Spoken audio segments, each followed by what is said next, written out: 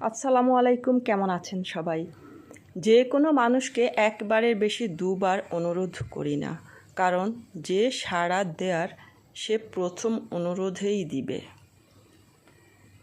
তার প্রতি আমার ভবিষ্যৎ প্রতিক্রিয়া ও আজকের তার প্রতিক্রিয়া অনুযায়ী হবে। আমি অতীত ভুলি না, খুব ভেবে চিন্তে ক্ষমা করি, আর কারো প্রতি মারাত্মক প্রতিশোধ পরায়ণ হবার বিষয়টা সময় সাপেক্ষ। সময় পাক্কা বলে দিবে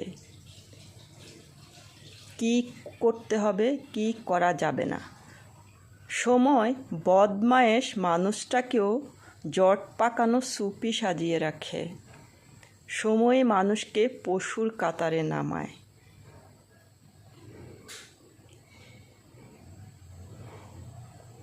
অনেক মানুষের ভিতরেই একটা হিংস্র পশু থাকে, এবং সেটা ডিরেক্টলিও সে প্রকাশ করে।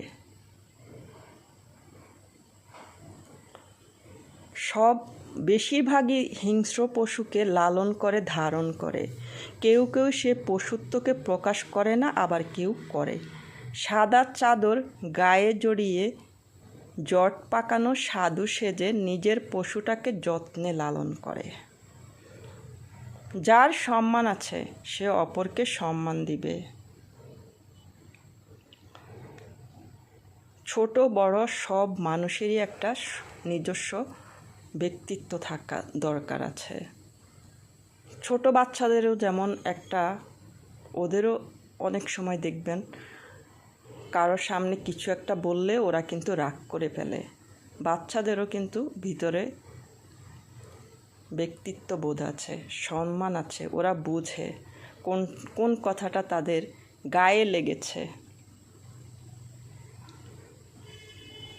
কথায় আছে, যার নিজের সম্মান থাকে না সে আরেকজনকে কিসের সম্মান দিবে? আপনাকে বড় বলে বড় সেই নয়, লোকে যারে বড় বলে বড় সেই হয়।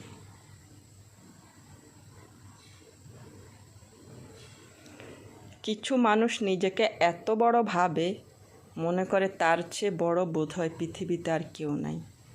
কিন্তু বড়র উপরেও যে বড় আছে, রাজার উপরেও যে রাজা আছে, গুড বেটার বেস্ট বলে কথা আছে, এইটাই তারা বোঝে না, ভুলে যায়। তো আল্লাহ যেন সকল মানুষকে বোঝার তৌফিক দান করেন।